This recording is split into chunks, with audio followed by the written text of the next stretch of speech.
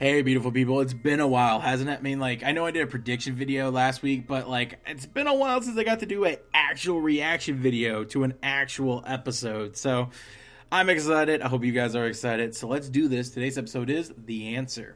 In the episode, we have Garnet telling Steven about how Ruby and Sapphire first formed into Garnet.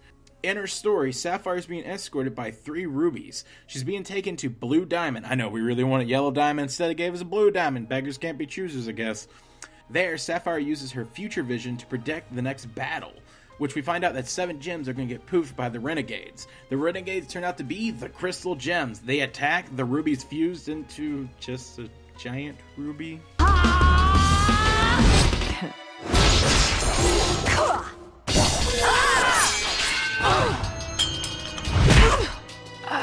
Pearl's about to take out the Sapphire when the remaining ruby realizes and decides to prevent this, which goes against fate. This was supposed to happen. Sapphire was supposed to get poofed, but Ruby decides to stop it, and they accidentally form Garnet and are immediately shunned by everyone. Everyone's like, you are disgusting, get out of here. And they decide to run off into Earth, which they're now stranded on. Ruby doesn't know what to do because her only programming is to do orders, and she's just this common gem, and Sapphire's like, I don't know what to do either. But now they're stranded on Earth. They decide to fuse into Garnet again because it felt right, and they run to Rose and Pearl. That's the episode. I was wrong in a lot of my predictions. For example, I thought that all gems were one solid color. Instead, it turns out to be just art design for the episode, and the art design's kind of all over the place with this one. I kind of like it and kind of hate it in certain spots. The first half of the episode, I thought the art direction was just okay, and I was actually kind of confused that we're on Earth for the first bit. I thought we were on Gem Home Planet for a moment, just because everything's so cubistic, and the show hasn't really shown Earth in that way before, so it was just a little odd to me. But going towards the end, where they're in the woods together, man, that's some of the most beautiful imagery we've seen in the show. So it's definitely a mixed bag here. We have some of the best, but we also have some of the muddiest. I don't really particularly like the decision to have all the gems one color at the beginning of the episode. It was a stylization choice. I think it was partially because, one, if they had to design a bunch of homeworld gems, well, that's a lot of money. It's a lot of characters to design, especially for crowd shots, even if they are the exact same type here and there.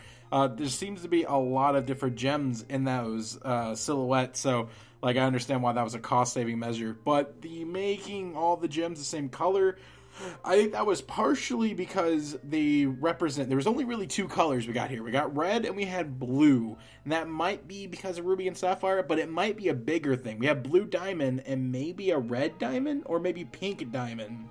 But there was clearly there was 2 factions there. I mean, you even had Blue Diamond yelling at Ruby for merging with one of her own people. How dare you fuse with a member of my court?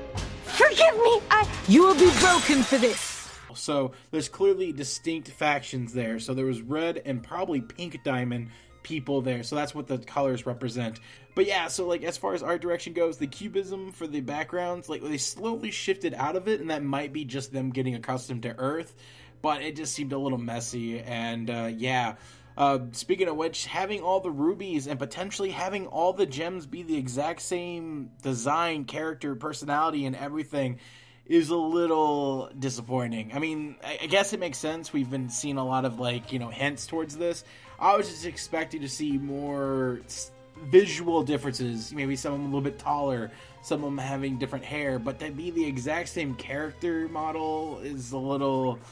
I don't know. I guess it makes sense. They aren't human, they're not individualized. They are, basically factory-made things. So I guess that makes sense in the long run. I'm just a little disappointed visually. That just seems boring. Yeah.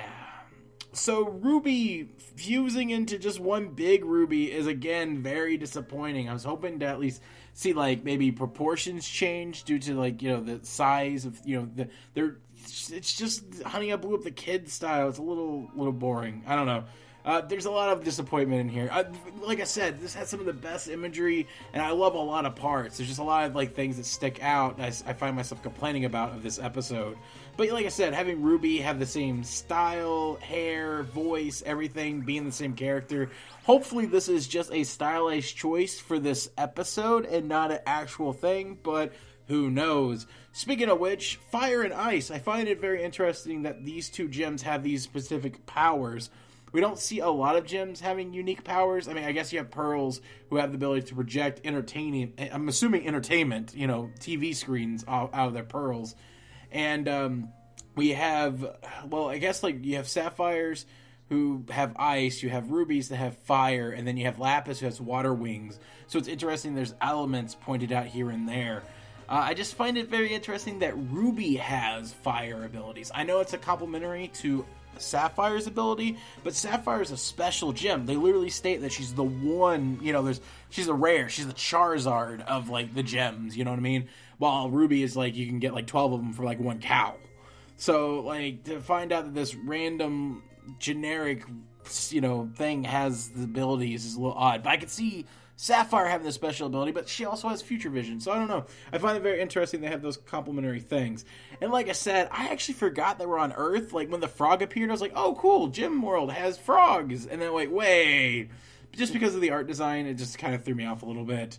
And I love the songs that Ruby and Sapphire sung in the episode. I think they're really, really cute. And I love the callbacks to Stronger Than You. When they fuse for a second time, they have like this nice little like hum of they have the melody of Stronger Than You.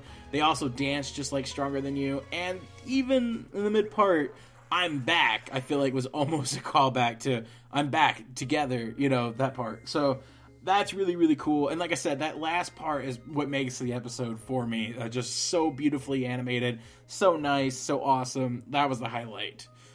But yeah, so you guys really wanted Yellow Diamond. Instead, we got Blue Diamond, who reminds me a little bit of somewhere between Virgin Mary and the Master Sword from Zelda. Like, it kind of reminds me a little bit of, like, Fee, I guess.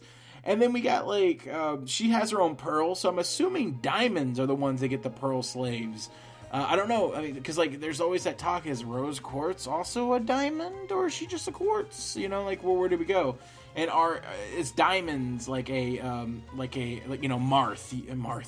Maul, Darth Maul, no, wait, Darth? I don't know Star Wars, but anyways, Darth Vader, Darth Maul, like, is it just a title? Is diamond a title, or is it an actual type of gem in the society? I always question that, because, like, it's interesting that Rose Quartz has a pearl, or she stole the pearl from Pink Diamond. But anyways, regardless, it seems to be the ones that have them. Also, it looks like Lapis has a cameo in here, which is pretty cool. And, yeah, so we found a little bit more about the gem culture, and it's awesome. It just, I feel like the more we find out about gem culture, the less I'm getting excited about it, just because there's a lot of visual little things that kind of bum me out. But, yeah, no, I hope you guys enjoyed this video, and next week, or I guess not next week, tomorrow, there's going to be Steven's birthday. I'm really excited about this. I do have some updated predictions from a previous prediction video. After seeing the most recent leaked clip where it shows Connie getting upset that Steven's 14, apparently everyone had the same reaction. He's 14, what?